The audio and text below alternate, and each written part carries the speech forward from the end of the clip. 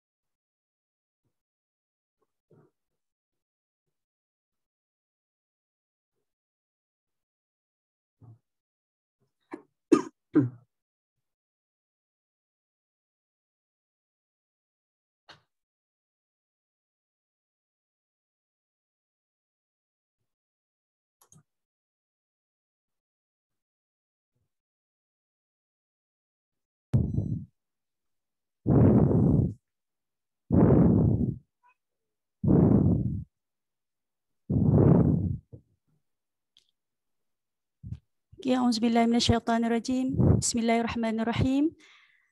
Assalamualaikum warahmatullahi wabarakatuh. Alhamdulillahirabbil alamin wassalatu wassalamu ala asyrafil anbiya'i wal mursalin wa ala alihi wa sahbihi ajma'in. Alhamdulillah, bersyukur kita kepada Allah. Allah masih lagi hidupkan kita pada malam ini untuk sama-sama kita berada di dalam majlis ilmu pada malam ini insya-Allah. Dan malam ini alhamdulillah dan hari ini juga kita sama-sama menyambut Hari Bapa. Selamat Hari Bapa juga Ustaz. Alhamdulillah. Dan kalau kita tengok dalam Al-Quran banyak kisah-kisah tentang bapa yang disebutkan di dalam Al-Quran. Alhamdulillah. Dan malam ini insya-Allah kita bersama-sama dengan Ustaz Zulkhairi Muhammad Nur insya-Allah akan mengupas satu topik yang sangat menarik pada malam ini insya-Allah, iaitu tentang keindahan bahasa Al-Quran melalui pemilihan kalimah ataupun perkataan yang bersesuaian insya-Allah. Dan saya difahamkan Ustaz insya-Allah akan mengupas beberapa perkataan ataupun kalimah di dalam Al-Quran yang sangat unik ataupun misteri ya Ustaz insya-Allah. Okey.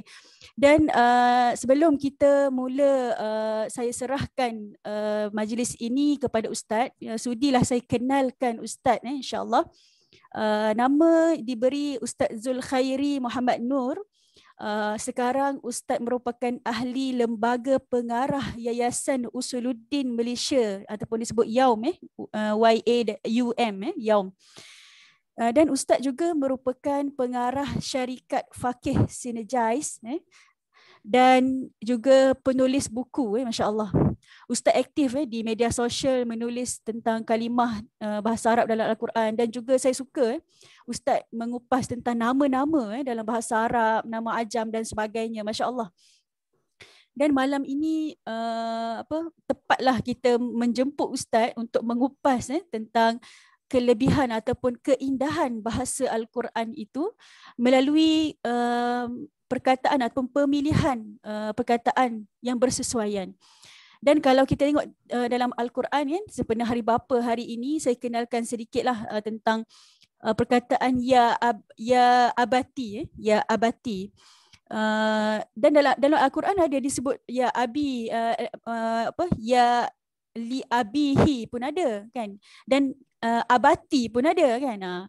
Dan semua tempat tu Allah meletakkan kalimah-kalimah tersebut bersesuaian dengan konteks tersebut, masya-Allah. Dan malam ini mungkin Ustaz pun boleh kupas juga tentang perkataan tu mungkin kan, sempena Hari Bapa hari ini insya-Allah. Okey, jadi tanpa melengahkan masa, saya menyerahkan majlis ini kepada Ustaz. Sekarang dah 9.10, insya-Allah kita bersama Ustaz sekitar 1 jam insya-Allah Ustaz. dalam 10 atau 10 suku sekitar macam itulah. Nanti insya-Allah sebelum kita tutup nanti insya-Allah ada Q&A session insya-Allah. Nanti peserta yang berada di FB Live insya-Allah boleh bertanya soalan insya-Allah di komen Facebook insya-Allah.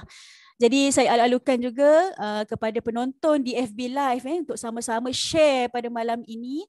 Ajak lagi kawan-kawan, keluarga untuk kita sama-sama mendengar kupasan daripada Ustaz. Jadi Ustaz, insya-Allah kita mula sekarang insya-Allah. Saya serahkan majlis ini kepada Ustaz. Falyatafaddal mashkura. Okay, Fatma, sebelum tu boleh tak just bagi saya boleh share screen? Okey dah Ustaz, insya-Allah. Dah boleh dah? Dah. Okay. Baik, Assalamualaikum warahmatullahi wabarakatuh. Alhamdulillah, salatu wassalamu ala rasulillah. Wa man tabi'ahu wa mawalah. Subhanaka la ilma lana illa ma 'allamtana innaka antal alimul hakim. La haula wa la quwwata illa billah. Amma ba'd. Ni Fatma dan juga suaminya di belakang tabir Ustaz Subki ya. Kumpulan Mutiara Tadabbur, tuan-tuan dan puan-puan yang saya kasihi. Tidak saya lupakan bonda saya yang turut terlibat dalam program pada malam ini. Alhamdulillah Kamariah, barakallahu fikum. Jadi pertamanya saya ucapkan terima kasih atas ruang yang diberikan untuk saya bersama dengan tuan-tuan dan puan-puan khasnya di peringkat Mutiara Tadabbur. Dan yang keduanya saya minta maaf kalau ada gangguan talian kerana internet di rumah baru ada masalah semalam. Jadi hari ini belum dibaiki lagi. Saya harap hari ini boleh berjalan dengan baik insya-Allah. Dan saya pun minta maaflah Fatma ya kerana tak pakai kopiah. Disebabkan tadi saya dah cuba pakai tapi kerana musim PKP tak dapat gunting rambut. Tadi rambut saya dah terkeluar tak cantik bila pakai kopiah tu. Jadi saya dah buat keputusan tak apalah tak pakailah ya. Saya minta maaf. Dan minta maaflah di belakang pun ruang gelap. Inilah kawasan yang paling strategik di rumah kami untuk buat live. Baik, Alhamdulillah saya ada beberapa istilah untuk dibincangkan. Tapi alang-alang Ustazah Fatma dah sebutkan tentang hari bapa dan Ustazah pun ada nyatakan kod-kod saya boleh kupas sedikit. Tuan-tuan dan puan-puan sekalian, secara ringkas kalau kita lihat ini beberapa ayat berkaitan dengan bapa dalam Al-Quran. Bagaimana Nabi Yusuf AS memanggil bapa beliau sebagai ya abati. Il qala Yusufu li abihi ya abati. Ya, itu panggilan dia abati. Ataupun kalau kita lihat Nabi Ibrahim, ini panggilan yang sangat unik dalam 4 ayat yang berturut-turut ya. Ini ya abati ayat 42. Kemudian ya abati ayat 43. Ya abati ayat 44 dan ya abati ayat yang ke-45. 4 kali berturut-turut Nabi Ibrahim alaihissalam memanggil bapa beliau sebagai abati. Baru saja saya bincang dengan kawan saya beberapa hari yang lepas secara tertutup. Soalan saya terhadap kawan saya ialah apakah panggilan Fatimah radhiyallahu anha terhadap Nabi sallallahu alaihi wasallam? Bukan Fatma ya, Fatimah. Jadi Fatimah ni panggil Nabi dengan panggilan apa ya? Lalu kita jumpa dalam satu hadis yang amat menarik. Ini hadisnya riwayat daripada Musnad Ahmad, tuan-tuan dan puan-puan sekalian. Bagaimana perbualan yang wujud antara Nabi sallallahu alaihi wasallam dengan Fatimah. Lalu Fatimah dia sebut. Okey, di situ ya. Ya abah ala tatawadda. Wahai abah, tidakkah engkau, tidakkah abah berwuduk? Jadi Fatimah radhiyallahu anha memanggil Nabi sallallahu alaihi wasallam abah. Okey. Baik, dan kalau kita lihat dalam Al-Quran pun, walaupun Nabi Yusuf alaihi salam kita baca dengan ya abati, Nabi Ibrahim panggil ayah dia pun ya abati, dan Nabi Ismail pun panggil Nabi Ibrahim dalam surah As-Saffat ya abati if'al ma tu'mar. Tetapi ada riwayat lain, ada qiraat yang lain. Al-Quran kan dia ada pelbagai qiraat. Ada qiraat lain yang tidak membaca dengan ya abati inni ra'aitu ahada asyara kaukaba sebagai contoh. Tetapi qiraat itu baca ya abah. ya abah inni ra'aitu ahada asyara kaukaban. Jadi sama ada abati ataupun abah, kedua-duanya merupakan qiraat yang diterima dalam syariat kita, ya. Jadi di sini panggilan menurut Al-Quran dan hadis, bahkan inilah panggilan Fatimah kepada bapa beliau sallallahu alaihi wasallam, abah. Jadi orang Melayu dia panggil abah, dia panggil abah. Itu semua merupakan panggilan yang sesuai dengan panggilan Fatimah dan panggilan dalam Al-Quran. Tapi kita menerima panggilan abah ni bukanlah bila kita panggil abah maka pahala lebih banyak daripada panggil abi, daripada panggil baba, daripada panggil walid apa, tak. Cuma kita nak kongsi dalam Al-Quran dan hadis panggilannya abah. Saya sendiri pun tak panggil abah, ya. Ustazah Fatimah, anak panggil apa pada ayah dia? Abi. Abi, ya, Abi. Baik, tak apalah Abi ke apa kan. Okey, sekarang ni tuan-tuan dan puan-puan sekalian, kita cuba lihat perkataan yang kita nak bahaskan. Yang pertama ni berkaitan dengan al-ins, al-insan dan juga an-nas. Dan juga al-bashar, satu lagi. Al-bashar ini yang paling mudahlah saya kira, ya. Sama ada al-ins ataupun al-insan, an-nas, al-bashar, semuanya merujuk kepada manusia. Kalau kita lihat dalam Al-Quran pun diterjemahkan ya ayyuhal insan, manusia, ya ayyuhan nas, manusia, bashar pun manusia, dan ada satu lagi istilah yang sedikit lain pun merujuk kepada manusia, iaitu Bani Adam. Sebagai contoh kata Allah Azza wa Jalla, ya Bani Adam khudhu zinatakum inda kulli masjid. Wahai anak Adam. Jadi masa mana Allah Ta'ala guna perkataan ya Bani Adam, masa mana Allah guna An-Nas dan sebagainya. Baik, kita cuba selesaikan yang paling mudah dahulu, iaitu Bashar. Merujuk kepada ayat yang amat terkenal dan dihafal oleh ramai kalangan kita, tuan-tuan dan puan-puan sekalian, iaitu ayat 110 surah Al-Kahf. Qul innama ana basyarum mislukum. Ya, qul innama ana basyarum mislukum, katakanlah hanya saja saya manusia seperti kamu. Perkataan yang digunakan ialah bashar. Kenapa Allah Ta'ala menggunakan perkataan bashar di sini, bukannya perkataan yang al-ins dan sebagainya? Kerana bashar ini, tuan-tuan dan puan-puan, ini perbincangan mudah, ya Ustazah Fatimah. Kita bukan nak tengok satu-satu perbahasan dalam bahasa Arab. Kita nak memudahkan perbincangan. Bashar ini merujuk kepada manusia secara fizikal. Bashar ini dia dalam bahasa Arab yang merujuk kepada kulit. Jadi fahamnya ialah manusia secara fizikal.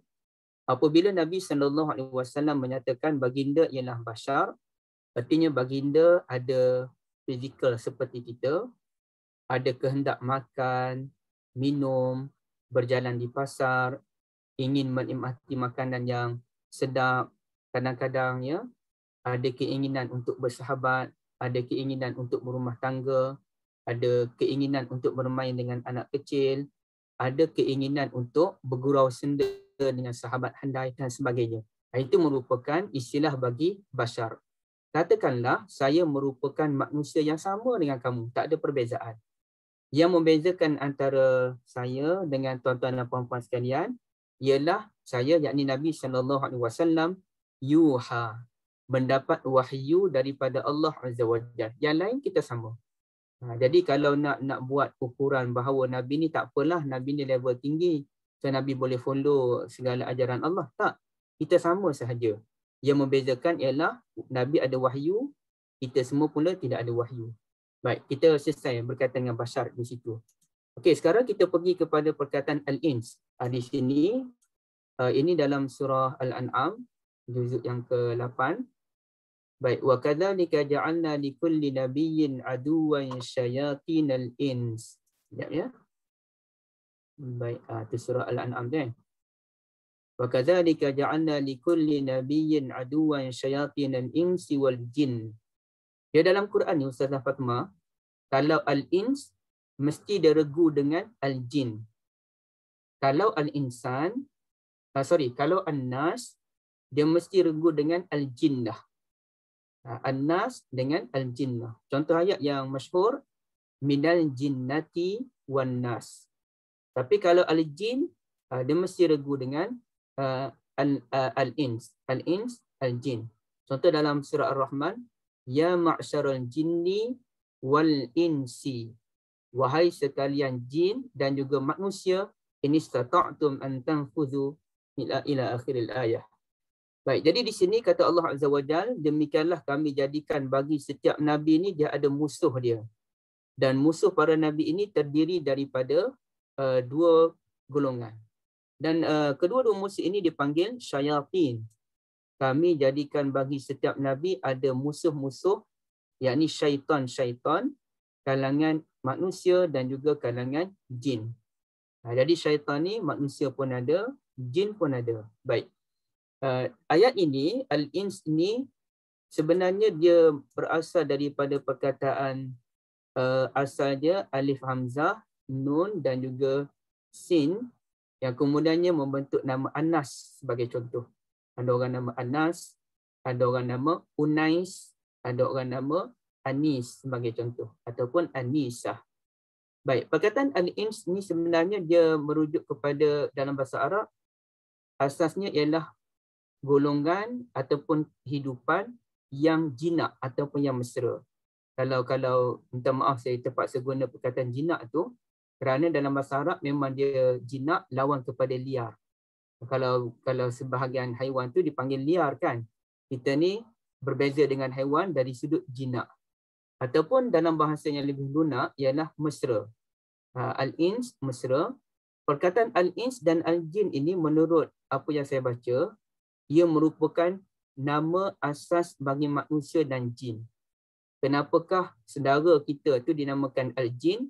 Kerana jin, ia panjang perbahasannya, tapi mudahnya ia bermaksud benda yang tersembunyi ataupun benda yang terlindung. Maka jin dinamakan jin kerana ia terlindung. Kita tidak dapat melihat mereka, sedangkan mereka dapat melihat kita. Manakala kita pula sebagai manusia dinamakan al-ins, kerana kita merupakan makhluk ataupun hidupan yang mesra. Yakni mesra tu macam mana tuan-tuan dan puan-puan sekalian? Kita saling menghormati antara satu sama lain. Kita hidup dalam kolektif. Kita tidak, pada asasnya kita tidak suka menganiaya orang lain. Pada asasnya kita tidak suka menindas orang yang miskin. Pada asasnya kita tidak suka mengambil kesempatan ke atas orang-orang yang tidak berdaya. Itu pada asasnya sebelum manusia mengalami perubahan disebabkan perangai-perangai yang mengikut jejak iblis ataupun syaitan kan. Okay, baik. Al-ins, jadi kita faham al-ins ialah hidupan yang mesra, yang tidak suka kepada benda-benda yang tak elok. Baik, itu asal dia.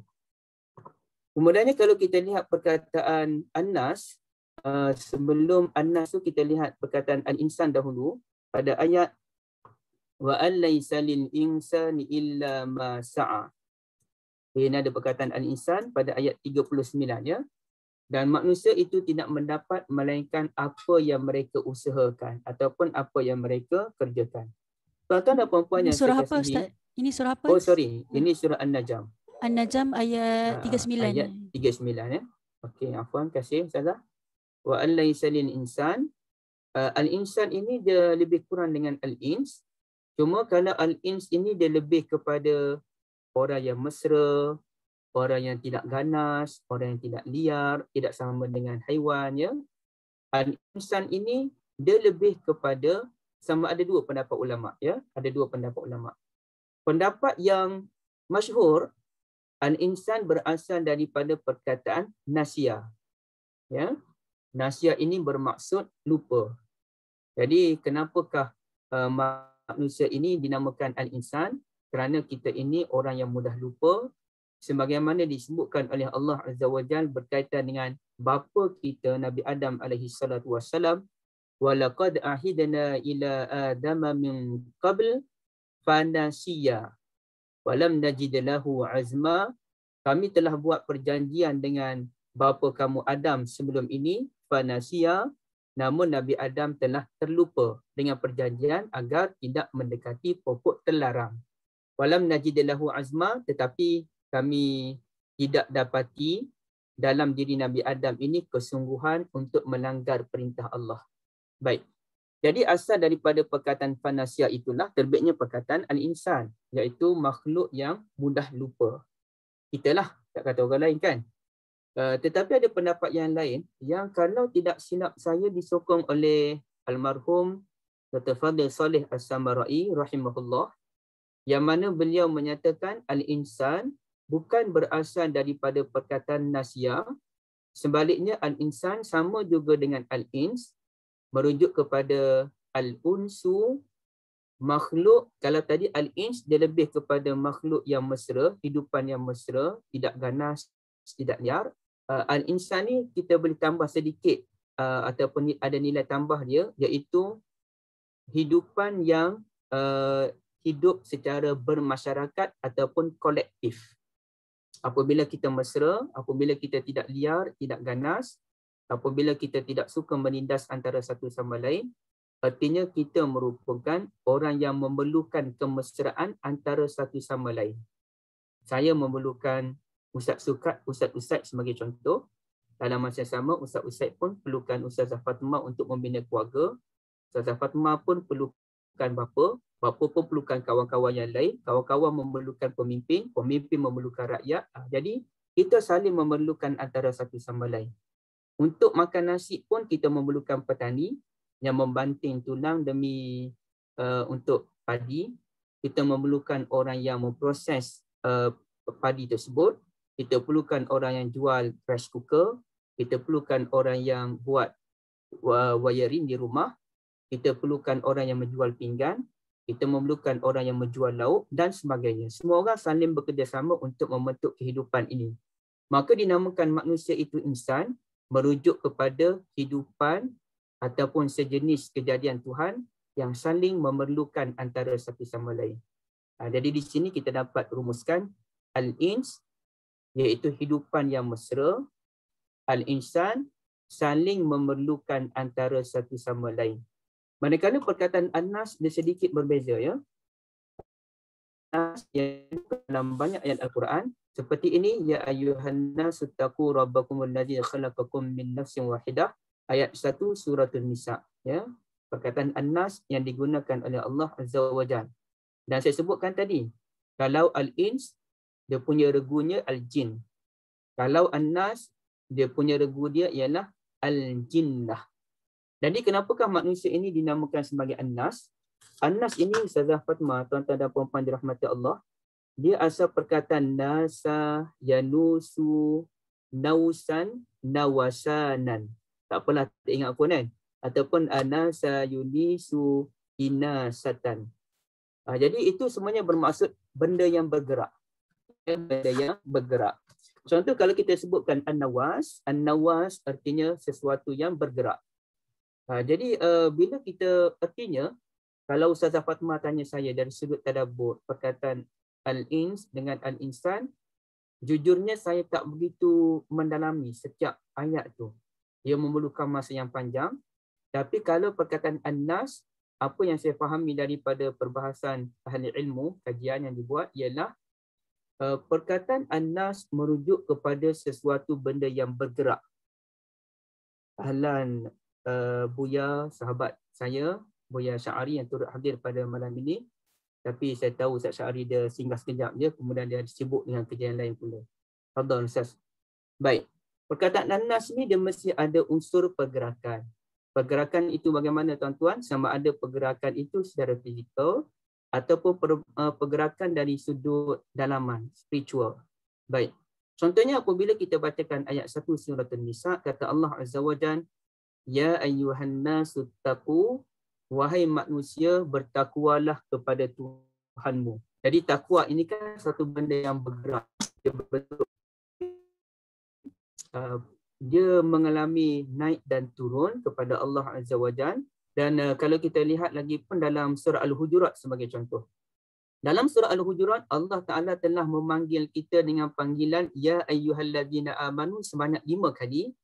Tapi pada penghujungnya, Allah Ta'ala tukar rentak.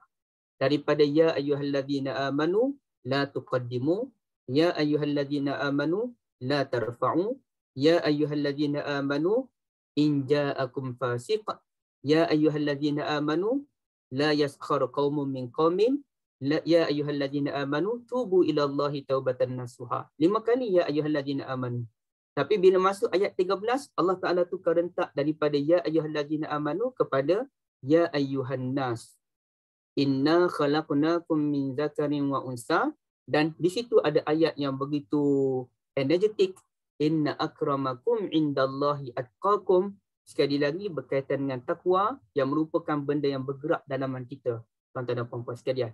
Maka perkataan an-nas lebih sesuai digunakan.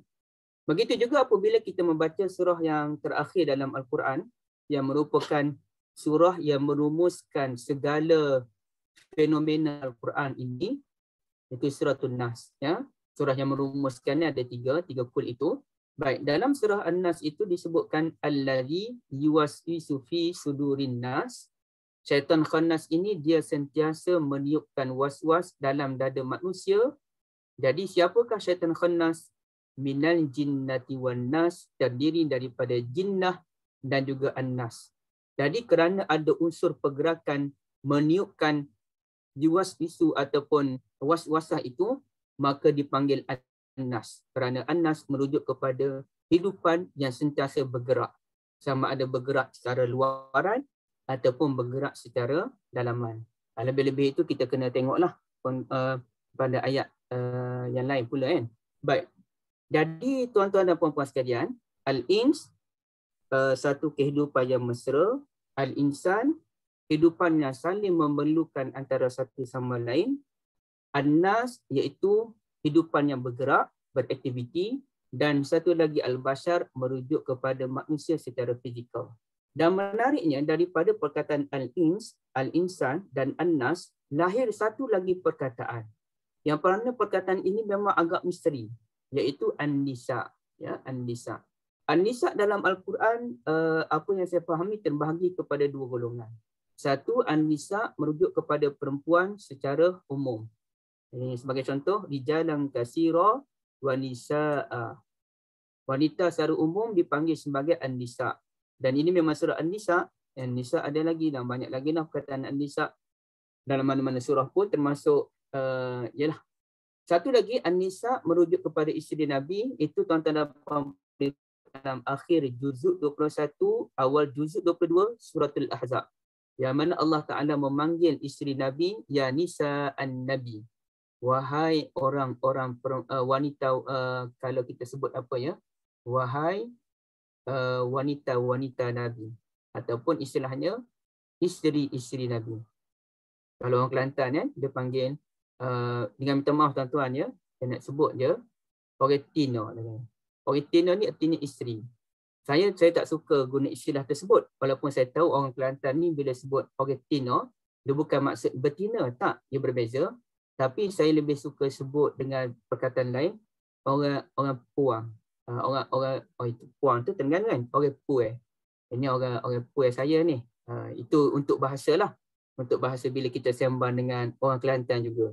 Tapi kalau kita sembang dengan orang lain, kita sebut ini isteri. Itu lebih lunak ya. Ataupun saya biasa guna perkataan orang rumah.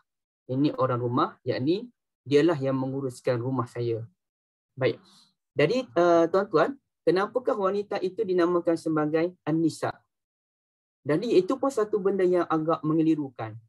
Ada kecenderungan pengkajian baru. Saya lupa apa nama beliau, tapi beliau merupakan rujukan di peringkat kumpulan apa nama yang liberal-liberal ni, geng-geng liberal lah.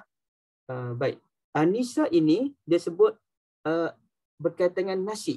Nasi. Ustazah Fatimah, ada perkataan nasi tak dalam Quran? Apa? Nasi. Ada tak perkataan nasi? Ustazah orang Kelantan ke orang mana sebenarnya? Kelantan, Ustaz. Kelantan. Ustaz mesti tahu kan. Ada nasi tak dalam Quran? Tak pasti Ada. Dalam Quran dia sebut nasi tambah lagi. Dalam kita duk guna nasi tambah tu, dalam Al-Quran dinyatakan nasi itu memang tambah. Iaitu ayat innaman nasi'u bi ziyadah. Yudhallu bihil ladina kafaru yuhillunahu 'ama wa yuharribunahu 'ama. Sesungguhnya pada nasi itu ada tambah. Jadi itu apa maksud nasi tambah? Nasi ini merujuk kepada orang yang mengubah jadual ataupun tarikh, minta maaf, orang yang mengubah tarikh. Contohnya Ustazah Fatimah, bulan apa ya, bulan haram ni, bulan Zulkaidah merupakan bulan haram perang kan. Okey, baik. Contohnya sebelum bulan Zulkaidah, bulan Syawal kan. Okey, bulan Syawal. Syawal ini saya buat contoh, jangan kait dengan tahun ini. Contohnya bulan Syawal pada tahun tersebut hanya 29 hari bulan. Esoknya ialah 1 Zulkaidah. Ya, esoknya 1 Zulkaidah. Orang Arab dahulu, kalaulah pada 29 hari bulan Syawal tu, esoknya Zulkaidah. Zulkaidah ni bulan haram perang. Tapi kalau mereka nak memerangi satu kumpulan dengan tujuan nak rampas harta dan sebagainya, mereka akan buat nasib. Nasib tu mereka tambah jadual. Sebenarnya esok bukan lagi 1 Zulkaidah, tapi esok baru 30 Syawal. Walhal esok dah 1 Zulkaidah, tapi mereka buat nasib. Baik, itulah dinamakan sebagai nasib itu tambah. Nasib itu artinya pertambahan tarikh kerana tujuan-tujuan tertentu, antaranya perang dan sebagainya. Ribat nasib tu tambahlah, tapi saya tak tahu secara detail ya Puan Haninah. Baik, jadi bagi pengkaji liberal tadi disebut orang perempuan ni, perkataan an-nisa asal daripada an-nasib, yakni adanya benda tambah. Benda tambah ni benda yang datang kemudian. Tambah-tambah ni benda datang kemudian. Macam kita makan nasi jugalah. Kita makan nasi dulu, kalau kita tambah tu datang kemudian. Justru beliau pun membahaskan ayat dalam surah Al-Baqarah, zuyyina linnasi hubbus syahawati minan nisa wal banin. Manusia ini dijadikan rasa lazat ataupun rasa cenderung terhadap wanita-wanita, terhadap an-nisa dan juga terhadap anak-anak. Jadi kata, mana boleh kita terjemahkan an-nisa di situ sebagai perempuan? Kerana ayat itu menyatakan manusia dijadikan cenderung. Jadi manusia itu merangkumi lelaki dan juga perempuan. Takkanlah lelaki dan perempuan kedua-duanya cenderung kepada perempuan. Jadi di situ beliau telah menukar perkataan an-nisa di situ bukannya bermaksud wanita, tapi an-nisa itu merujuk kepada innaman nasi'u ziyadah, benda-benda yang datang kemudian ataupun benda-benda baru. Zuyyina linnasi hubbus syahawati minan nisa. Manusia ini dihiasi perasaan syahwat, suka kepada benda-benda baru. Teknologi baru, handset baru, apa-apalah benda-benda yang baru. Kita suka dengan benda baru kan. Kerajaan baru, politik baru, dasar COVID yang baru. Jadi kita suka dengan benda yang baru. Maka bagi dia, an-nisa artinya benda yang baru. Dia bukannya semestinya wanita semata-mata. Okay, baik. Itu satu. Tetapi mengikut apa yang saya baca daripada karya yang lain, sebenarnya perkataan wanita an-nisa ini asal daripada perkataan nasa. Okay, nasa ni apa maksudnya tuan-tuan dan puan-puan saya kasih sekalian? Nasa artinya urat yang ada di sebalik peha ataupun urat peha. Urat peha ni merupakan benda yang kita tak nampak. Ya, urat peha ni benda yang tak nampak. Jadi daripada perkataan nasa itulah terbitnya perkataan nasia. Nasia ni lupa. Kenapa kita lupa satu benda? Kerana kita tak nampak benda tu. Kita ada kawan baru, kita ada seorang kawan baru. Kita lama tak jumpa kawan, kita ada seorang kawan dan kita lama tak jumpa kawan kita tu, lama-lama kita boleh lupa dengan kawan kita tu. Oh, guru-guru kita yang mengajar di sekolah rendah dulu pun lama tak jumpa, kita pun boleh lupa dengan guru kita. Ya. Jadi perkataan nasa, urat peha kita tak nampak, menerbitkan perkataan nasia lupa. Kenapa boleh lupa? Kerana kita tak nampak. Maka wanita dinamakan an-nisa kerana wanita ini benda merupakan ciptaan Allah yang terlindung. Apa maksud terlindung? Kalau mereka ada anak, anak mereka terlindung dalam jagaan mereka, dalam janin, dalam rahim mereka. Wanita ini terlindung daripada sudut, sebab pelbagai sudut, termasuk keselamatan mereka pun dilindungi, maruah mereka pun dilindungi. Lelaki wajib melindungi kaum wanita. Ar-rijalu qawwamuna 'alan nisa. Lelaki maskulin mesti benar-benar bertanggungjawab terhadap wanita yang wajar dilindungi. Jadi perkataan an-nisa mengikut kajian seorang profesor bererti ciptaan Allah yang terlindung dan mesti dilindungi. Okey, baik, itu saya minta maaf saya mengambil masa yang panjang untuk al-ins, al-jin, an-nas, al-bashar kan. Kita teruskan lagi atau Ustaz ada tambahan? Boleh teruskan Ustaz. Masya Allah menarik perkataan-perkataan yang Ustaz dah kupas tu. Masya Allah. Ana pun malam ni baru tahu. Masya Allah. Okey, lepasnya harap kita lebih menghargailah nama kita Anisa kan. InsyaAllah. InsyaAllah. Dan banyak lagi benda yang boleh insyaAllah macam suami Ustazah pun Usaid daripada Asadun, tapi Usaid maklum. Asad ini singa kan, tapi sebab walaupun singa tapi nak panggil lembut kita panggil Usaid. Usaid itu artinya panggilan lembut bagi singa yang garang menegakkan agama Allah itu ya. Baik. Jadi kalau kita lihat pula seorang nabi ni, dia ada beberapa orang nabi yang dipanggil dengan beberapa sebutan dalam Al-Quran. Contoh Nabi Muhammad pun dipanggil dengan gelaran Ahmad, dipanggil dengan Abdullah. Gelaran Nabi Muhammad yang paling besar yang sebenarnya Abdullah lah. Wa annahu lamma qama Abdullah yad'uhu kadu yakununa alaihi libada suratul jin. Okey, ataupun abdun ara'aital ladzi yanha 'abdan idza shalla. Nabi Yaqub pun dipanggil dengan gelaran yang lain iaitu Israel. Dalam juzuk yang keempat itu muka surat 62, kullu ta'ami kana hillal li bani Israil illa ma harrama Israil. Israel itu nama bagi Nabi Yaqub alaihi salatu wassalam. Jadi ada beberapa orang nabi ni dipanggil dengan gelaran yang lain. Termasuk ada seorang nabi yang sering disalahfahami oleh kumpulan tertentu. Beliau dipanggil dengan 3 panggilan dalam Al-Quran. Iaitu gelaran Yunus.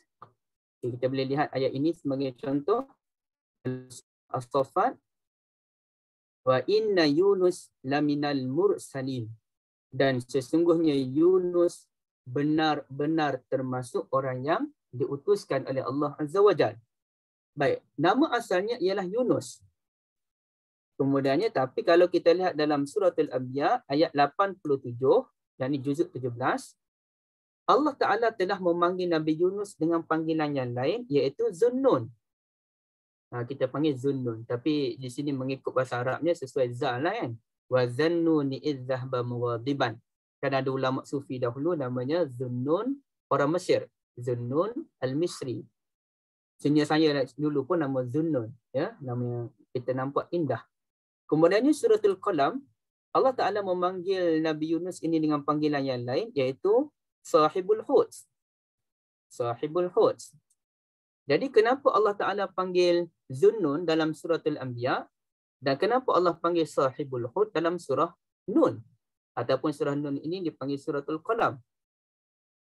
Agak menarik Ustazah Fatimah kerana Suratul Qalam ini yang dipanggil Suratul Nun. Cuba tuan-tuan dan puan-puan tengok. Ini Suratul Nun. Sepatutnya apabila surah ini surah Nun, wal qalami wa ma yasturun, nama yang disebutkan dalam surah ini Zunnun. Sepatutnya.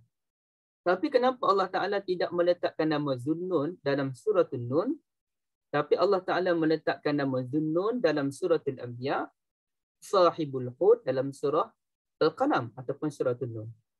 Baik, apapun, ala kullin, perkataan Hud ataupun Nun, ia merujuk kepada ikan. Ya, Hud ataupun Nun merujuk kepada ikan. Kalau kita lihat perkataan Hud ini, dia ikan secara umum. Ya, ikan secara umum dipanggil Al-Hud. Sebagai contoh, perjalanan Nabi Musa alaihi salatu wassalam dengan murid baginda, iaitu Yusha' bin Nun. Falamma balagha majma'a bainihima nasiya hutahuma.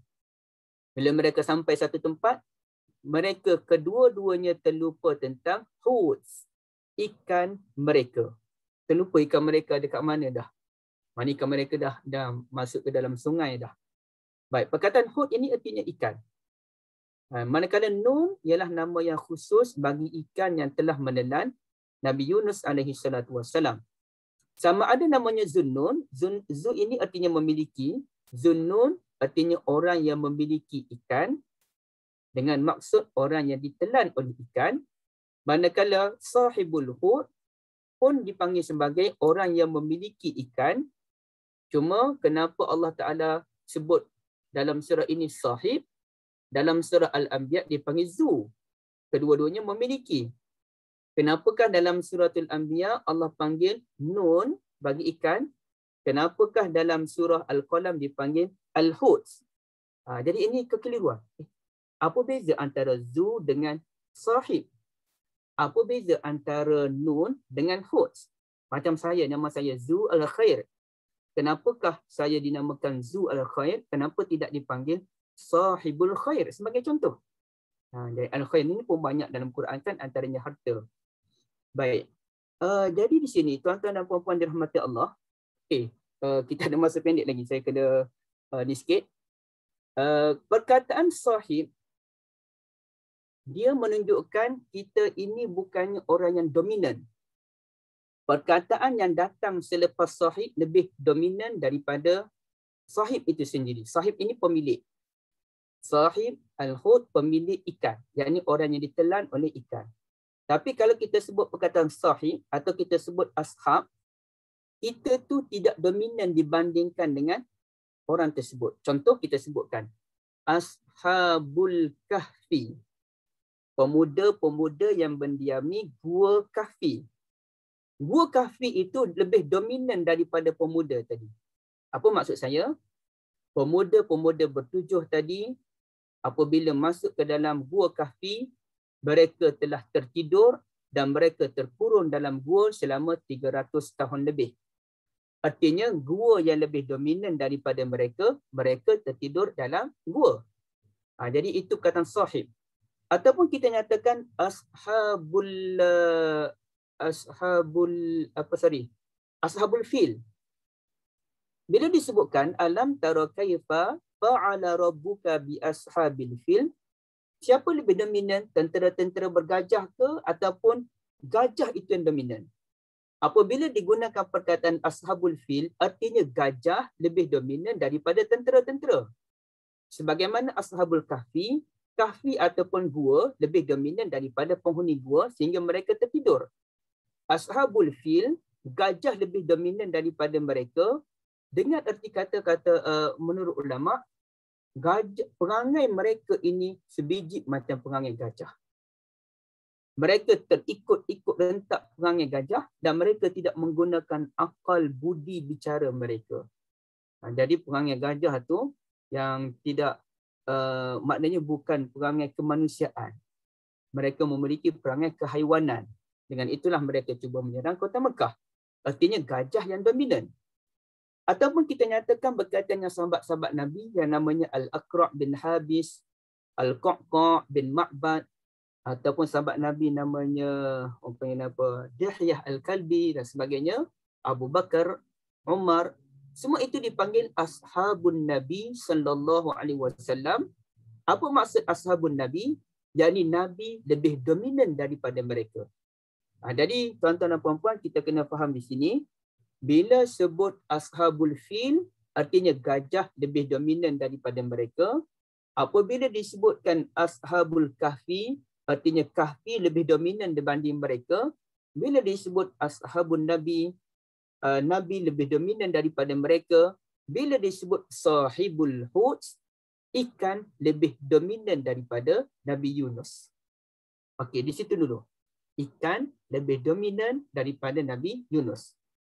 Artinya Allah Ta'ala memberikan teguran yang sedikit keras kepada Nabi Yunus alaihi salatu wassalam dalam keadaan kita memahami Nabi Yunus hanya melakukan kesilapan, bukannya dosa. Ya, baik. Tetapi apabila kita melihat penggunaan perkataan zu ataupun za, contohnya wazannun. Apabila disebut zu, artinya kita yang dominan berbanding orang tersebut.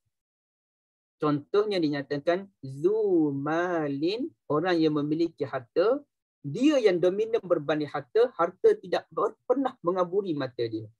Dia berharta, dia kuat sedekah. Dia berharta, dia kuat mengagihkan harta kepada golongan yang memerlukan.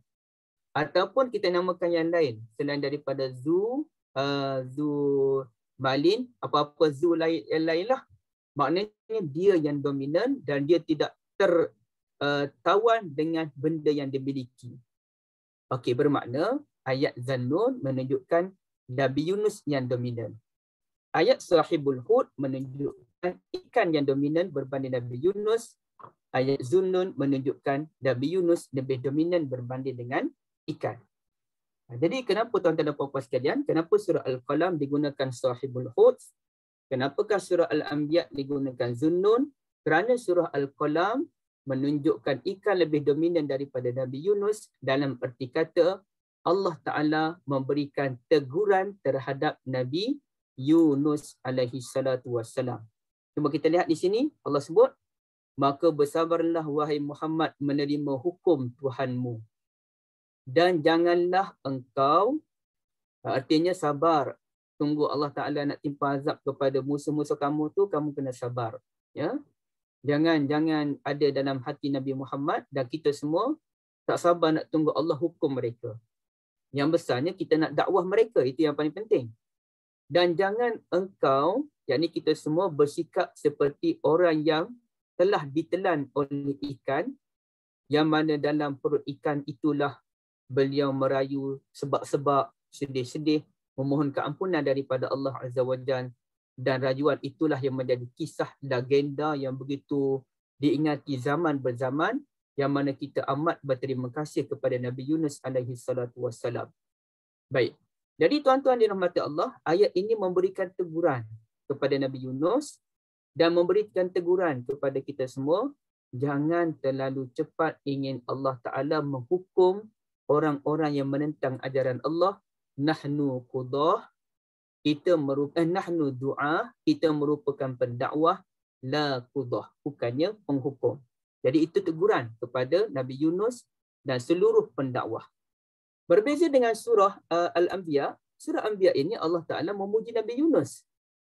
Jadi bila puji Nabi Yunus, Allah kata Nabi Yunus yang dominan dibandingkan dengan ikan.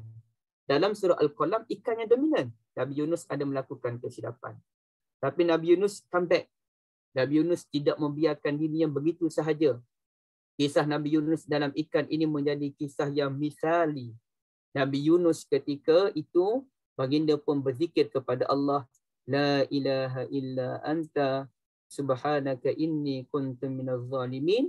Lalu Allah Ta'ala pun terima permintaan Nabi Yunus. Allah Ta'ala selamatkan Nabi Yunus daripada kegelapan tersebut. Demikianlah caranya kami menyelamatkan orang beriman.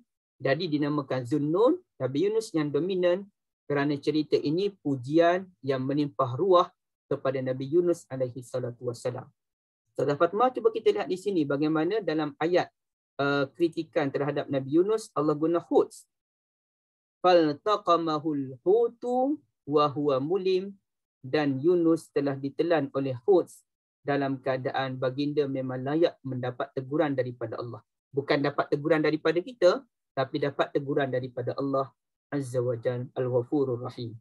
Jadi perkataan Al-Hud merujuk kepada teguran, perkataan Zunnun merujuk kepada puji-pujian kepada Nabi Yunus alaihi salatu wassalam. Allah A'lam. Masya Allah Ustaz, sangat menarik kupasan malam ni. Ana pun membuka mata lah sebenarnya, sangat terkesan daripada kupasan Ustaz tadi. Dan Ustaz sebut last tadi tentang kenapa Allah gunakan Zunnun ataupun Sahib Al-Hud kan. Kalau Allah gunakan Sahibul Hud tu yang bermaksud Allah nak beri teguran kepada Nabi Yunus. Tapi dalam surah Al-Anbiya Allah gunakan Zunnun kan, ataupun Zannun. Kerana di situ Allah memuji Nabi Yunus, Masya Allah. Dan ada soalan Ustaz ditanyakan oleh Amani Syazwani ni di ruangan komen. Dia tanya, Ustaz, Nabi Yaqub dipanggil dengan Zu'ilmin kan dalam surah Yusuf ayat 68. Mungkin Ustaz boleh komen sikit tentang soalan ini. Zu'ilmin. Saya tak ada komen panjang, Ustazah Fatimah. Terima kasih pada saudara yang bertanya, Amani Syazwani.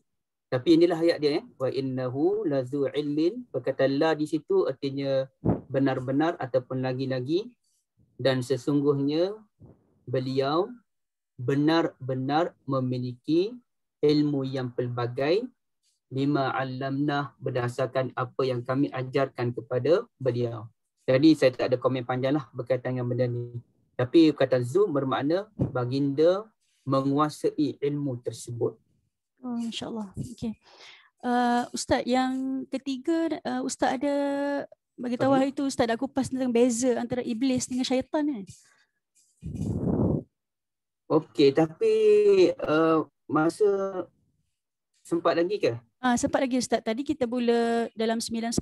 Ana bagi kat Ustaz sampai 10.10 insyaAllah. Ada dalam 15 minit lagi kalau Ustaz. 10 boleh insyaAllah Ustaz. Okey, baik. Sekejap. Ada soalan dari Dr. Lily rasanya. Ashabul Kahfi, Kahfi lebih dominan, apakah signifikannya? Okey, signifikan tu kena tanya Ustaz Syahari lah, sebab dia yang buat kajian besar terhadap Suratul Kahfi kan. Cuma dari sudut penggunaan lah Dr. Lily, iaitu nak ceritanya pemuda-pemuda tadi akhirnya dia tertidur dalam gua. Kenapakah Allah Ta'ala mengetengahkan perkara itu? Selebihnya tu Allah Alam lah. Kena tanya dari sudut ibrah dan tadabbur dengan Fadil Ustaz Syahari insyaAllah. Ya? Baik. Ustaz, Jadi saya nak Ustaz, sebelum kita pergi ke perkataan lain tu, mungkin anda nak tanya juga tentang Ashabul A'raf. Kan Allah sebut tentang Ashabul A'raf. Jadi maksudnya di situ adalah dominannya tentang Al-A'raf kan, tempat yang tinggi itulah kan maksudnya.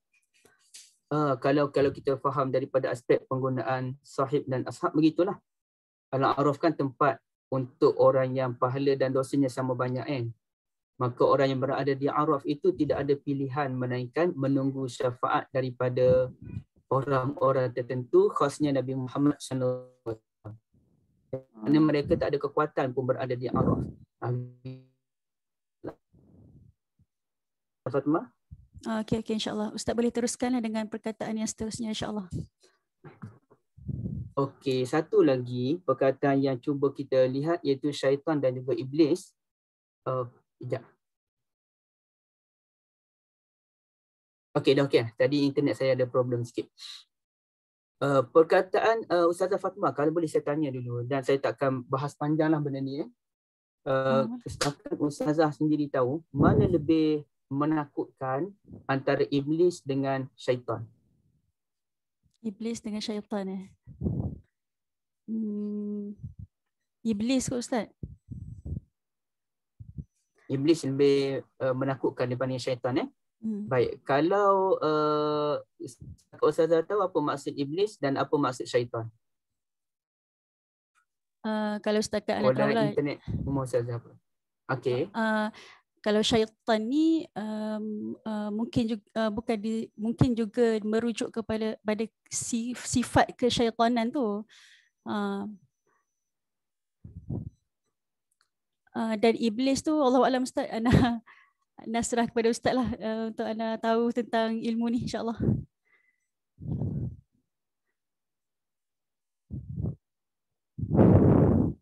Ustaz mute Ustaz.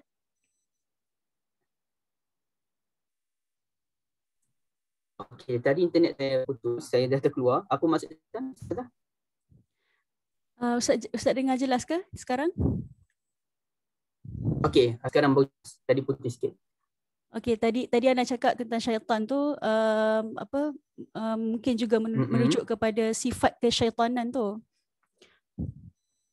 Sifat kesyaitanan Okey. Baik, sekarang ni kita cuba lihat pula perkataan iblis dengan syaitan. Yang mana setakat yang saya tahulah, saya pun dah sembang dengan beberapa orang, dan mungkin tuan-tuan dan puan yang mendengar program ini boleh memberikan respon. Saya dah tanya beberapa orang, boleh dikatakan semua menyatakan nama iblis lebih menakutkan dibandingkan nama syaitan. Okey, itu satu dapatan saya. Nama iblis nama iblis lebih menakutkan daripada syaitan, satu. Dapatan kedua saya mendapati nama iblis itu nama orang, nama satu individu, manakala syaitan itu perangai dia. Iblis tu nama, syaitan tu perangai. Tapi tuan-tuan dan puan-puan sekalian lah, berdasarkan apa yang saya kaji, apa yang saya pelajari, mendapati dua fahaman tadi terbalik. Apa yang saya fahami lah, saya minta maaf. Pertamanya, nama syaitan lebih menakutkan daripada nama iblis. Itu dapatan pertama. Syaitan lebih menakutkan daripada nama iblis. Dan dapatan kedua saya ialah iblis yang difahami sebagai individu, syaitan difahami sebagai perangai ataupun sifat sebagaimana Ustazah Fatimah pun sebut tadi. Apa yang saya temui ialah iblis merupakan nama individu betul, tapi sebenarnya ia lebih kepada sifat. Sifat yang kemudiannya menjadi nama kepada individu yang derhaka kepada Allah. Syaitan ni pun boleh merujuk kepada individu yang sama, dia pun perangai dan dia pun nama kepada iblis tadi. Maknanya iblis itu sendiri dia ada dua nama. Iblis dan juga syaitan. Ya. Manakala orang yang menentang agama Allah ini pun boleh dipanggil iblis, boleh dipanggil syaitan. Dua-duanya itu merupakan gelaran, tetapi bagi individu tadi, dia dinamakan iblis, dia dinamakan syaitan. Sesiapa yang ada perangai sekian-sekian, boleh dipanggil iblis. Sesiapa yang ada perangai sekian-sekian, boleh dipanggil sebagai syaitan. Jadi di sini perlu kita fahamilah. Iblis ini merupakan gabungan antara dua nama. Tapi saya nak kongsi maklumat ini dengan tuan-tuan dan puan-puan sekalian pada masa inilah. Nanti insya-Allah sebelum kita menutup mata yang terakhir, kita akan kongsikan juga iblis ini dia asal daripada dua nama. Walaupun orang kata iblis ni asal daripada iblas yang bererti putus asa.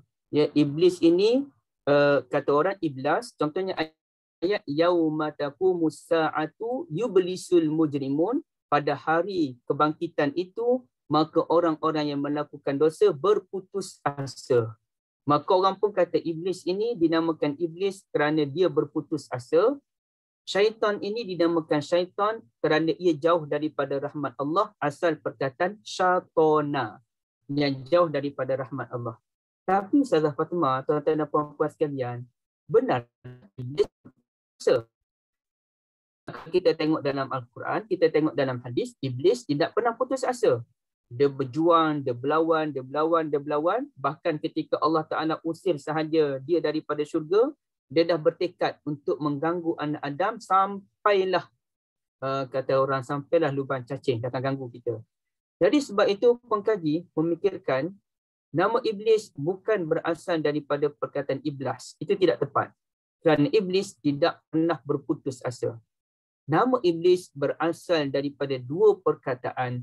Satu bahasa Arab yang digunakan sampai sekarang, satu lagi bahasa Arab kuno. Dia macam nama ni lah Ustazah Fatimah, Sofinas. Sofinas itu asal daripada dua nama, Sofi dan juga Nas. Sofi artinya yang lembut, Nas artinya yang manja. Artinya yang lembut juga manja. Sofinas. Baik, sekarang ini kalau kita lihat nama iblis ini, saya tak nak cerita lagi apa definisi maksud iblis. Tetapi Allah Ta'ala apabila sebut nama iblis, ia merupakan level kejahatan yang pertama. Ya, level kejahatan yang pertama, iblis. Cuba kita lihat bagaimana Allah sebut. Kami telah menciptakan Adam, kami dah buat rupa, summa qulna lil malaika, kemudian kami perintahkan kepada malaikat, usjudu li Adam, sujudlah kamu sekalian kepada Adam, fasajadu maka semua sujud melainkan iblis. Begitu juga dalam suratul Hijr disebutkan, okey, qala ya iblis, kecuali enggan. Qala ya iblis, iblis lagi. Jadi iblis ia merupakan level kejahatan yang pertama, orang yang enggan tunduk kepada perintah Allah, orang yang menentang nilai-nilai kebaikan dipanggil sebagai iblis. Baik. Tetapi masa tu dia jahat seorang-seorang dia aja, ya. Dia jahat seorang-seorang dia tak ganggu orang lain lagi, dia enggan patuh kepada perintah Allah Azza wa Jalla. Tapi apabila dia mula mengganggu, bila dia mula mengganggu, cerita iblis Nabi Adam ni, kami perintahkan malaikat sujud pada Adam, semua sujud melainkan iblis. Ayat 12, Allah tanya kenapa kamu enggan sujud? Kata iblis, aku dibuat daripada api, Adam dibuat daripada tanah. Kemudian iblis, Allah Ta'ala pun usia iblis, fahbit minha fakhruj innaka minas sagirin, keluarlah kamu menjadi orang yang hina. Iblis minta tempoh sampai hari kebangkitan, tapi Allah Ta'ala sebut ila yaumil waqtil maklum. Allah tak kata sampai hari kebangkitan, tapi pada hari yang tertentu. Kemudian iblis pun kata, disebabkan engkau Tuhan telah melaknat aku akan mengganggu orang-orang yang manusia ni, anak Adam. Aku akan mengganggu dengan pelbagai strategi, depan, belakang, kanan, kiri. Maka Allah pun sebut, Allah cerita semua tu. Allah pun ceritakan babak yang kedua, iaitu iblis mula mengganggu Nabi Adam. Maka Allah menukar nama iblis, fawaswasalahu masyaitan. Fawaswasalahu masyaitan, maka iblis meniupkan waswas untuk kedua-duanya, iaitu Nabi Adam dan juga Hawa. Jadi nama iblis sudah ditukar kepada nama syaitan. Sebagaimana kalau kita lihat dalam surah Taha sebagai contoh. Sekejap dia tengah loading. Oh, lambat kena ya. Okay, baik. Kalau kita lihat surah Taha, satu surah yang menggambarkan kronologi kisah yang begitu terperinci. Okey, bagaimana Allah sebut ketika kami memerintahkan malaikat sujud pada Adam, semua sujud kecuali iblis. Kemudian Allah cerita lagi, ke depan itu Allah tukar nama iblis kepada syaitan. Fawaswasa ilaihi syaitan. Syaitan meniupkan waswas dalam diri Nabi Adam. Nabi Adam pun makan daripada pokok terlarang, diikuti oleh isteri baginda Hawa radhiyallahu anha. Bukan Hawa makan, Nabi Adam follow. Tak. Nabi Adam makan, Hawa sebagai isteri yang setia, yang sentiasa membelit suaminya, artinya sentiasa kasih pada suaminya, ikut suaminya makan. Baik. Jadi perkataan digunakan ialah syaitan. Jadi di sini, iblis merupakan level kejahatan yang pertama. Dia enggan tunduk pada perintah Allah. Dia tiada nilai kebaikan. Dia mahu melakukan perkara yang buruk sahaja. Tetapi apabila dia mula mengajak orang lain untuk turut melakukan kejahatan yang sama, maka Allah memberikan level kedua, label yang kedua, yang lebih berat, iaitu namanya asyaitan, yang jauh daripada rahmat Allah, ataupun syaitan berasal daripada syaitan, artinya yang terbakar dalam kemarahan, kerana begitu marah dengan Nabi Adam, kerana begitu marah dengan kebenaran, maka ia pun mula melakukan kejahatan, menyebabkan syaitan yang jauh daripada rahmat Allah Azza wa Jalla. Jadi Ustazah Fatma, kedua-duanya gelaran untuk individu yang sama. Dialah iblis, dialah syaitan. Kemudian gelaran ini tumpah. Mana-mana orang yang enggan tunduk kepada Allah, itulah iblis. Mana-mana orang yang mengajak orang lain melakukan kejahatan yang sama, itulah syaitan. Ya, orang yang enggan tunduk, itu iblis. Orang yang mengajak orang lain turut melakukan kejahatan, sebagaimana Samiri, sebagaimana Fir'aun, sebagaimana Abu Lahab, itu dipanggil sebagai syaitan, gelaran yang lebih teruk daripada gelaran iblis. Ala kullin, kedua-duanya teruk. Allah Alam. Ustazah ya. Jazakallah khairan Ustaz. Masya Allah. Ana pun sebelum ni memang macam Ustaz beritahu awal-awal tu lah kan. Iblis, syaitan tu merujuk kepada perangai. Iblis tu memang merujuk kepada individu ataupun nama orang, nama lah kan. Macam nama orang macam tu lah. Jadi baru tahulah hari ni bahawa iblis dengan syaitan ni dua-dua jahat dan dua-dua mereka membuat kejahatan lah. Tapi iblis tu adalah membuat kejahatan di peringkat dirinya sendiri kan. Dia enggan tunduk. Dan untuk syaitan pula, apabila dia mengajak orang lain membuat kerosakan yang sama ataupun kejahatan kan. Masya Allah. Dan syaitan tadi, maksud yang Ustaz bagi tahu tadi, terbakar dengan kemarahan ataupun dia tak nak buat kebenaran kan. Masya Allah. Okey, ada kita nak terima lagi soalan ke Ustaz? Saya tak ada soalan kot. Oh, yang tadi adalah seorang yang bertanya tentang sebab Ustaz sebut tadi tentang sahib kan. Jadi ada yang tanya tentang ulul albab, ulin nuha dan sebagainya lah. Oh ya ke? Dia satu yang tu saya Kena study balik tu, saya pun tak tahu. Okey, tak apa Ustaz, insya-Allah. Okey, saya pun tengok macam dah tak ada soalan sangat kat sini. Okey, ada satu lagi soalan daripada Puan Ruzana. Ustaz, boleh ke kata ke orang yang mengajak kepada keburukan, engkau ni syaitan? Oh ada oh di tempat saya ni tak ada. Sekejap ya. Mungkin kena Oh keluar dan ada. masuk. Okay. Dah ada. Okey, oh patutlah. Boleh ke kata ke orang yang mengajak keburukan ini syaitan? Dia macam mana dalam adab kita sebagai Muslim, pernah Nabi SAW marah kepada seorang lelaki tu, Nabi sebut bi'sa akhul ashirah, bi'sa ibnul ashirah, ni orang jahat. Macam-macam lah Nabi sebut kan. Tapi apabila orang tu datang jumpa Nabi SAW, tiba-tiba Nabi berubah. Nabi bercakap dengan lemah lembut kepada tu, menjemput kehairanan dalam diri Ummul Mukminin Aisyah radhiyallahu anha. Jadi Ummul Mukminin pun tanya Rasulullah, tadi bukan main lagi kanda marahkan dia kan, sebut dia ni orang perangai buruk dan sebagainya.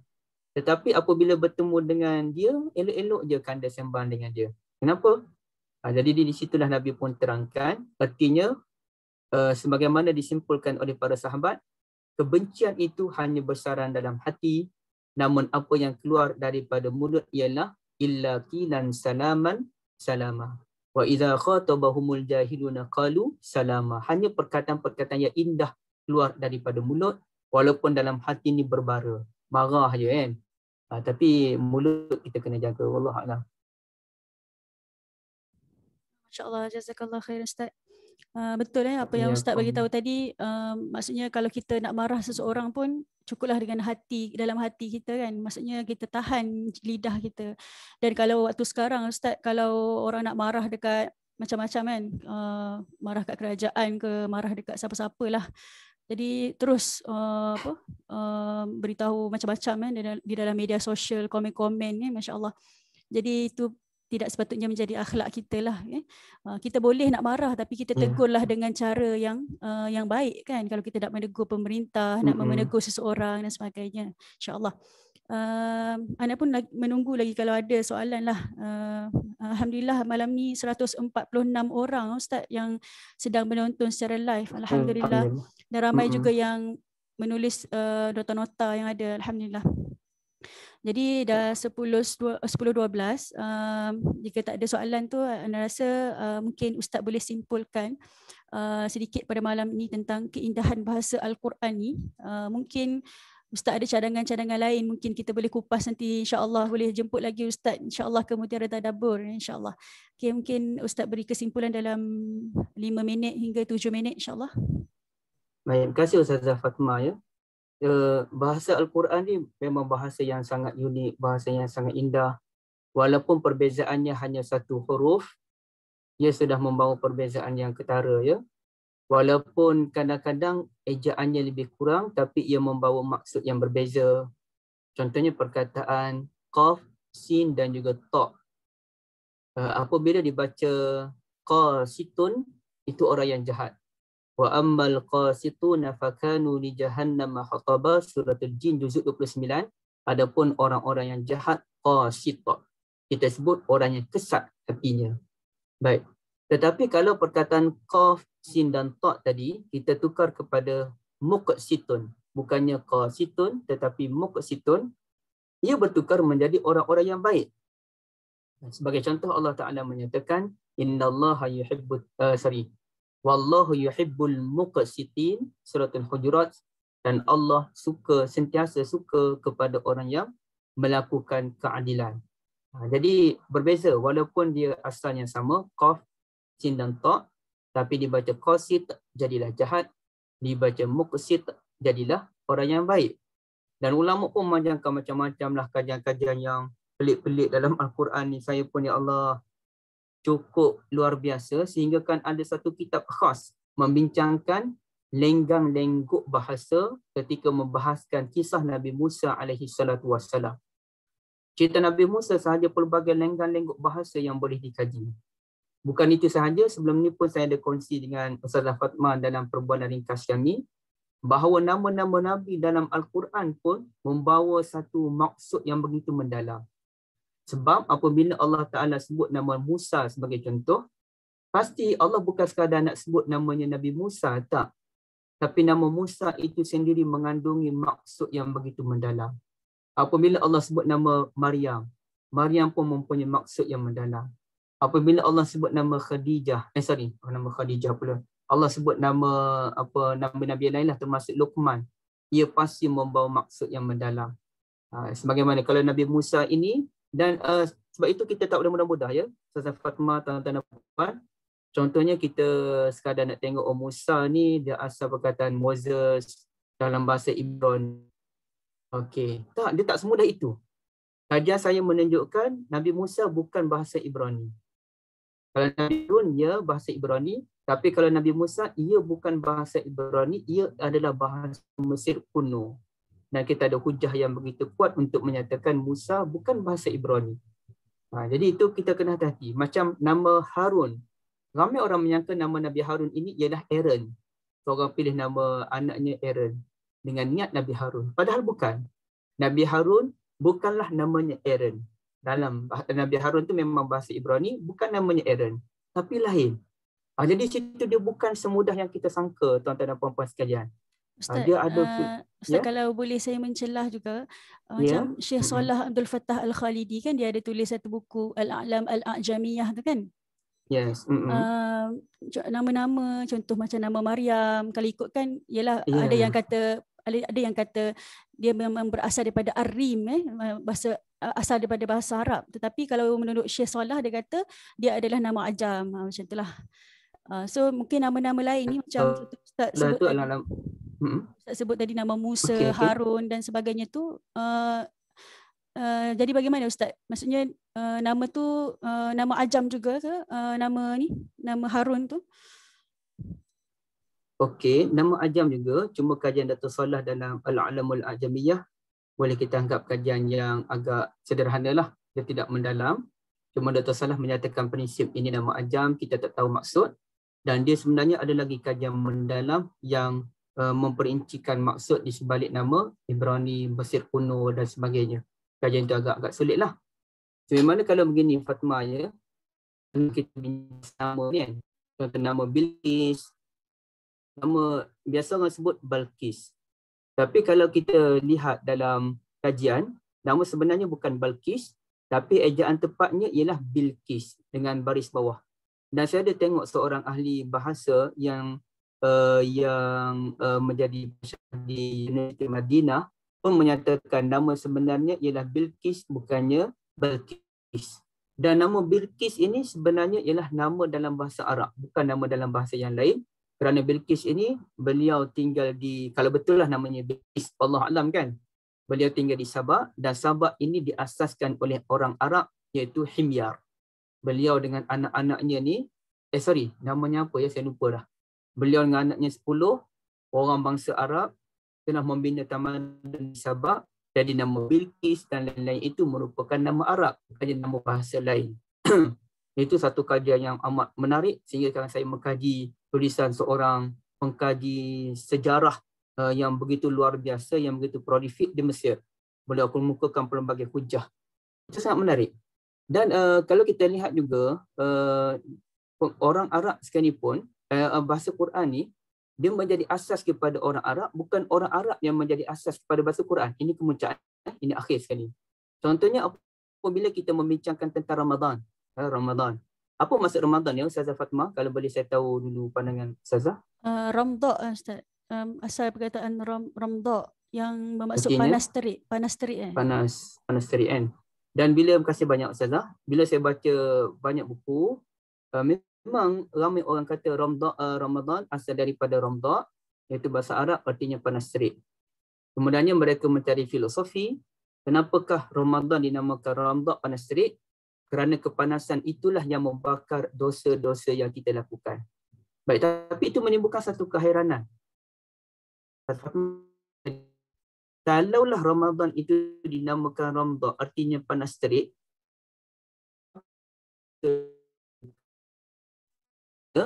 kebaikan itu ibarat kepanasan, betul tak? pahala daripada Allah, rahmat daripada Allah itu ibarat benda yang kita menikahkannya dalam hati saya sendiri pun dan beberapa pengkaji, logikkah untuk kita menyamakan kebaikan daripada Allah? Okey, sorry, tadi ada masalah internet. Okay. Adakah logik untuk kita menyamakan rahmat daripada Allah, keampunan daripada Allah sebagai kepanasan yang membakar? Maka di situ saya sendiri pun tidak begitu setuju. Tapi ini peribadi, tak ada masalah pun. Ramadan dikaitkan dengan Ramdha berarti kepanasan yang membakar. Tetapi saya melihat lebih kepada yang lain, iaitu Ramadan dia bermaksud hujan yang turun pada akhir musim panas, pada awal musim duruh. Kerana pada musim panas itu berhabuk, berdebu, maka tanah bumi ini menjadi kotor, maka turunlah hujan pada akhir musim panas, pada awal musim duruh, untuk membersihkan semula bumi yang berada dalam kotoran ini. Ini lebih sesuai, ya. Kebaikan ibarat air hujan yang membersihkan bumi, yang mana bumi yang kotor itu ibarat kita yang kotor dengan debu-debu dosa. Sebagaimana kita doa kepada Allah ketika doa istiftah, ketika i'tidal, dan kita doakan kepada si mati. Sebagai contoh orang yang meninggal dunia, kita doakan Allahumma ghsilhu bil ma'i was salji wal barad. Ya Allah, basuhlah si arwah almarhum ini dengan apa? Dengan air, dengan salji dan dengan embun. Air, salji dan embun itu unsur air yang mendinginkan, yang mendamaikan sesuai dengan rahmat Allah. Keampunan Allah itu ibarat air yang bahkan membersihkan kita daripada kotoran. Jadi saya sendiri, Ustazah Fatimah, tuan-tuan dan puan-puan, memilih Ramadan berarti hujan yang turun membersihkan bumi. Bahasa Arab tidak terpengaruh dengan bahasa Quran, tidak terpengaruh dengan orang Arab.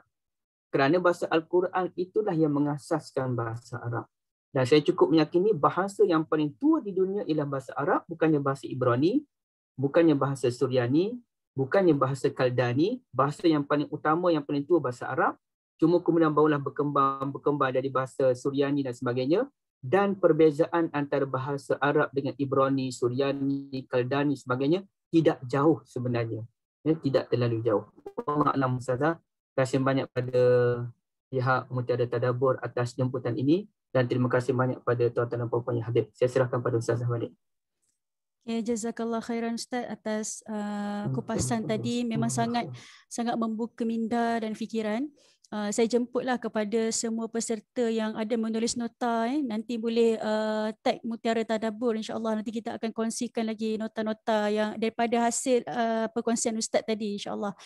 Dan Alhamdulillah Mutiara Tadabbur sebelum ni kami buat lepas Syawal hari tu Ustaz. Dan hari ni program ketiga Ustaz. Program pertama hari tu Masa Depan Palestin bersama Ustaz Syahari. Yang kedua adalah lockdown, apa motivasi daripada Al-Quran daripada Ustaz Syahmi Syazril. Dan yang ketiga ni Ustaz Zulkhairi. Dan insya-Allah lepas ni kami ada planning untuk buat program tentang tadabbur with kids. Macam mana kita nak mengajar anak kita, sebab sekarang masing-masing ibu bapa berada di rumah. Jadi kita perlu dekatkan anak-anak kita dengan Al-Quran. Jadi insya-Allah kami akan panggil panel yang tidak asing lagi tentang STEM, teknologi dan sebagainya, sains ni dalam Al-Quran. Ada penulis bukunya. Dan doakanlah insya-Allah Mutiara Tadabbur berjaya realisasikan program tersebut insya-Allah untuk ibu bapa, untuk bagaimana mereka nak guide anak-anak untuk tadabbur Al-Quran insya-Allah.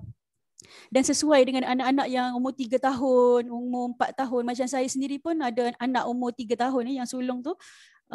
Sekarang pun dah mula kita tadabbur secara ringkas haiwan dalam Al-Quran dan sebagainya. Jadi kita nak guide lagi ibu bapa, dan saya sebenarnya nak belajar juga kan, sebab kita nak guide anak kita. Jadi insya-Allah Mutiara Tadabbur akan anjurkan program-program sebegitu insya-Allah.